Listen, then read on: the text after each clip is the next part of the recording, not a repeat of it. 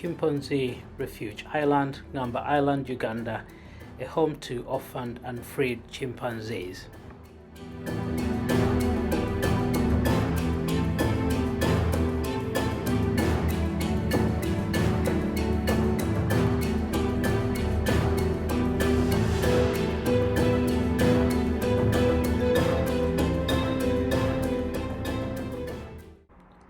Our journey to the Chimpanzee refuge island started off from Kampala suburbs, and we made a beeline for the Entebbe Express Road. This is a newly constructed toll road that helps one avoid local traffic.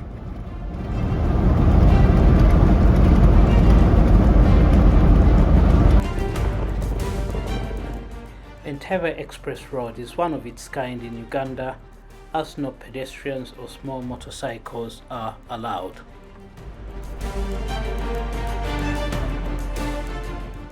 After Abaita Ababiri town along Kampala-Entebbe highway, we came across our first encounter of Lake Victoria on the right. Lake Victoria is one of the world's second largest freshwater lake by surface area after Lake Superior in North America.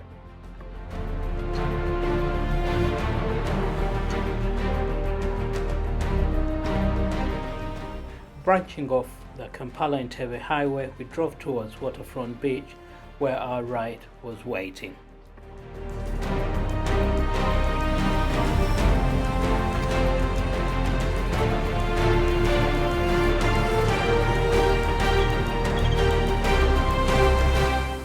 It was a bright sunny morning, and we were greeted by the shimmering water of the lake. We headed off to our mode of transport for the day. Having gone through the safety procedures, which included life jackets, sitting arrangements and more precautions, we made a start on our fairly interesting boat ride. The journey from Waterfront Beach in Entebbe to Ngamba Islands, which is in Mukono district, is roughly 1 hour. The distance is 23 miles. It was an early morning trip and we set off at 9:15.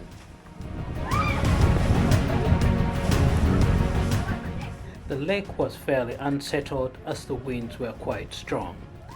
It was that time of the year when the lake all of a sudden becomes hostile. Waters are turbulent, which is a well-known fact by our guide and skipper.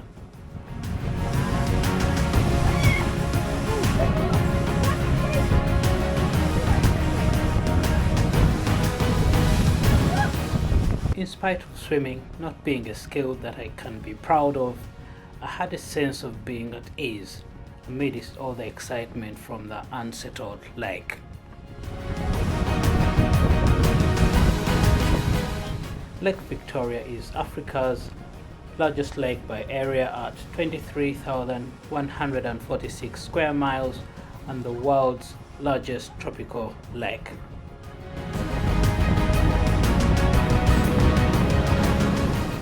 The lake has an average depth of 40 meters and a maximum depth of 80 to 81 meters. I believe these are not the facts that one wants to be reminded of in such a situation.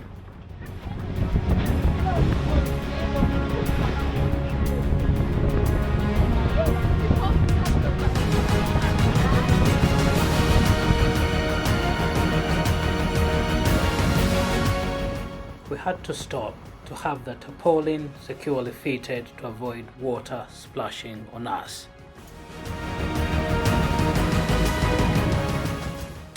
One of the guys on the boat did this at ease and professionalism without being fazed.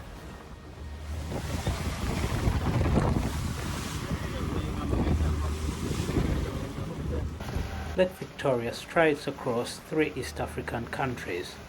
In terms of surface area, Kenya occupies 6% of the lake, with Uganda at 45% and the largest share by Tanzania at 49%.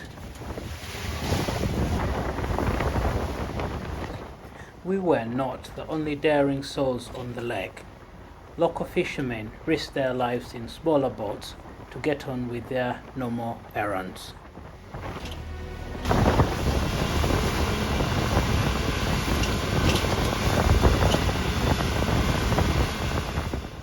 At this point in time, the winds on the lake had subsided, and we made steady progress.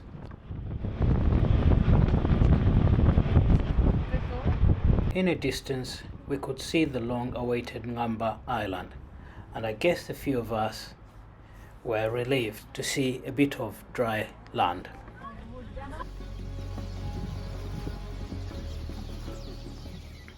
My first impressions, the place was undeniably beautiful. Clear blue skies, the rich green, the chimpanzees had a better deal than humans.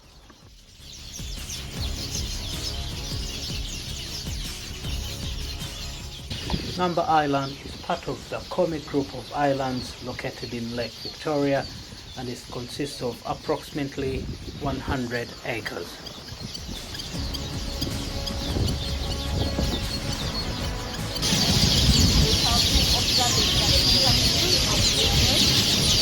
For now, I'm going to share with you the safety precautions while on the island. Then I'll also give you a brief history about the island and the reason why we have chimpanzees. The island is also home to quite a few birds. They would be shortchanged if they are not mentioned. These include the weaver birds. They are very loud birds, smart, and can be trained to perform tricks and stunts. The leaves, they a bit rough. So this one, they will only eat it to the ones themselves. They know for the ones. So they will only eat these leaves for the ones.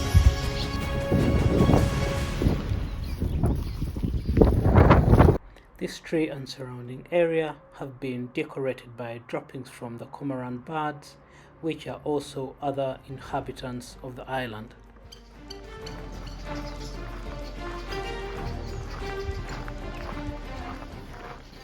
We made our way to the elevated viewing podium where we could get good views of the chimpanzees having their 11 o'clock snack.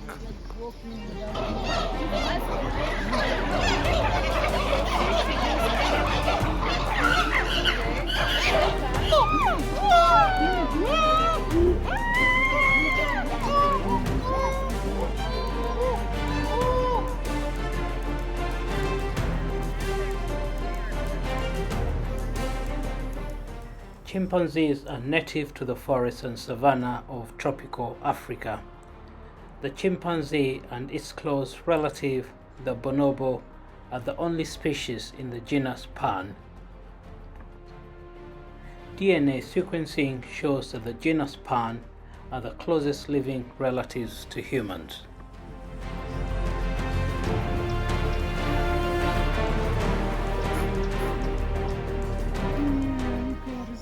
Chimpanzees will play and feed at the same time.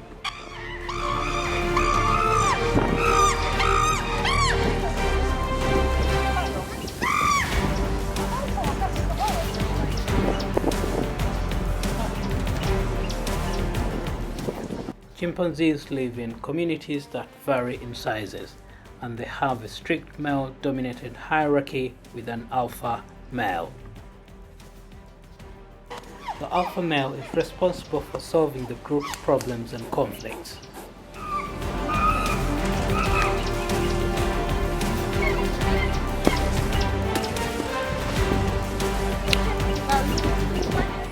Chimpanzees end up in this facility when they are rescued from the pet trade, when orphaned as a result of their parents being killed when they encroach on human settlements, and also rescued from people's homes when they have been captured for their meat.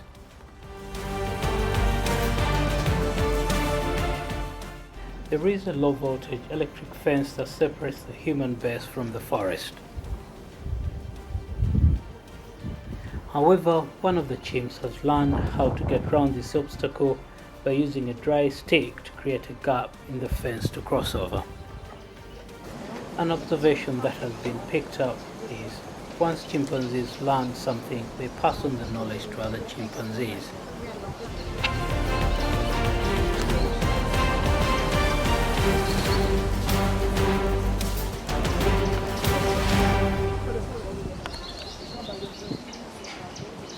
Chimpanzees are fed up to 4 times a day to supplement their diet, as the forest would not cater for their entire nutritional and accommodational needs.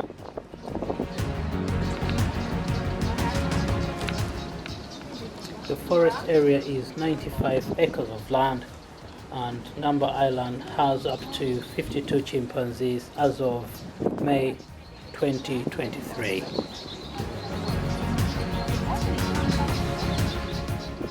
Chimpanzees at Ngamba Island have an option of sleeping in the forest. However, most of them return to the facility for the night as there is a free meal. On the flip side, if they are all to sleep in the forest, 95 acres of land would not be sufficient for 52 chimpanzees over a period of time. These guys make a new nest every night, which involves breaking branches. This would be a great distraction to the forest. They can live up to 45 to 50 years in the wild, and in captivity they can live up to more than 60 years of age.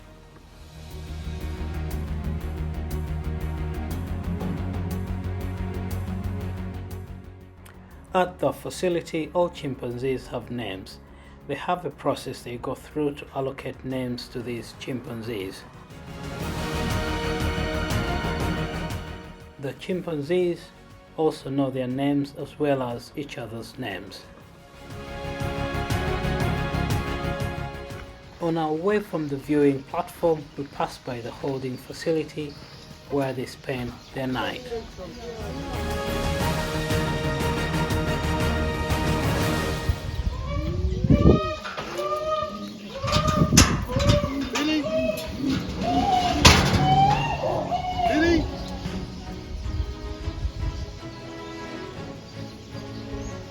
This is the mother, Temba is the baby.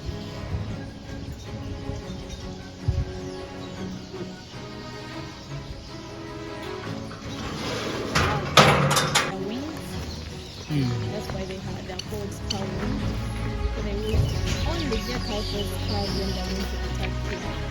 So now they have eggs around here. When you go close, The island is also home to the Nile monitor lizard, and I was on a hunt for them. Instead, I was blessed with a black-faced cormorant. I was not 100% certain, but I suspect this could be a shoebill. The African sacred ibis was right in the middle of a few little egrets. There was a spur-winged plover by the island fence.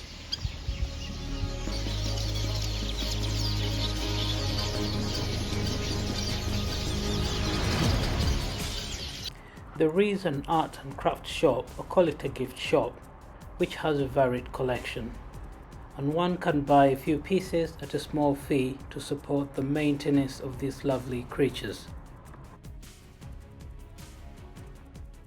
We were fortunate enough to have complimentary teas and coffees, but if one is interested in a decent meal, it's also available at a small fee.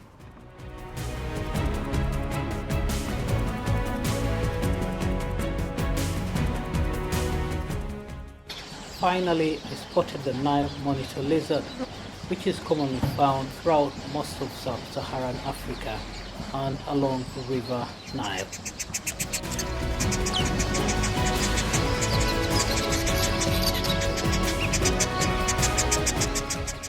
We had come to the end of our stay on the island, and we were sad we had to leave. It was such an amazing place.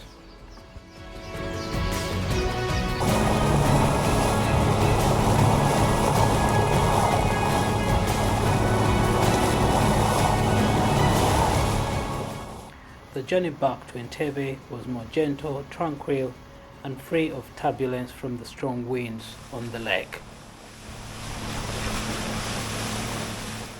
We passed the equator, which is an imaginary line across the planet.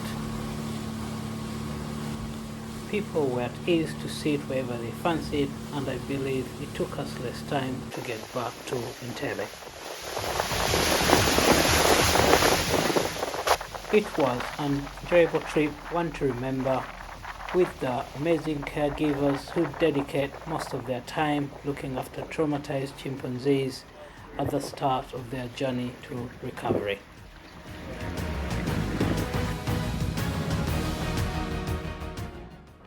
Till next time.